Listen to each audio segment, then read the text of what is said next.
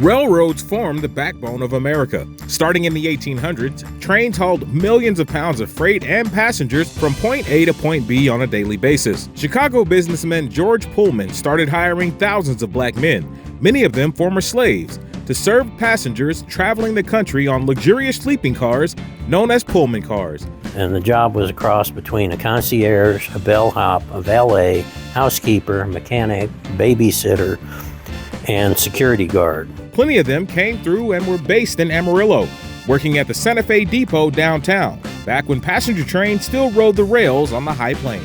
Typically, when you're riding a train, you had to get off the train to get a meal and then come back onto the train. So he came up with a concept of putting a hotel car where he put a little small kitchen in the car so that they could prepare meals and serve them to people in their seats. Locally, not much is known about the Pullman Porters who worked and lived in Amarillo, as they've all passed on.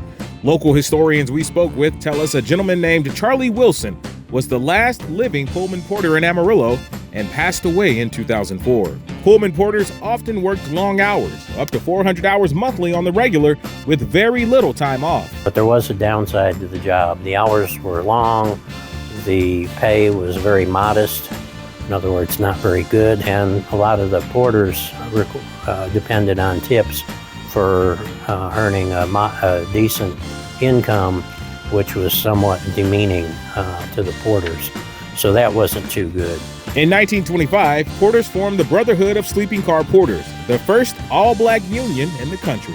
And the union actually wound up being a leader in the civil rights movement in terms of overall helping to improve the working conditions for African Americans relative to the civil rights movements. According to historians, Pullman pursued black men as porters because he felt they would work longer hours for cheap wages. In the early 1900s, many businesses wouldn't hire black workers.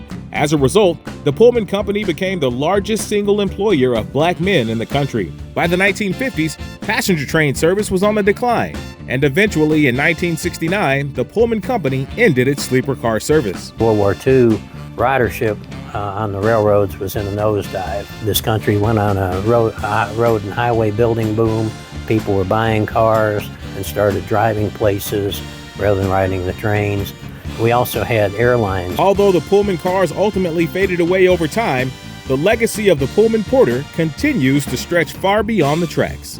In Amarillo, Rochelle Hamilton Jr., KAMR, Local 4 News.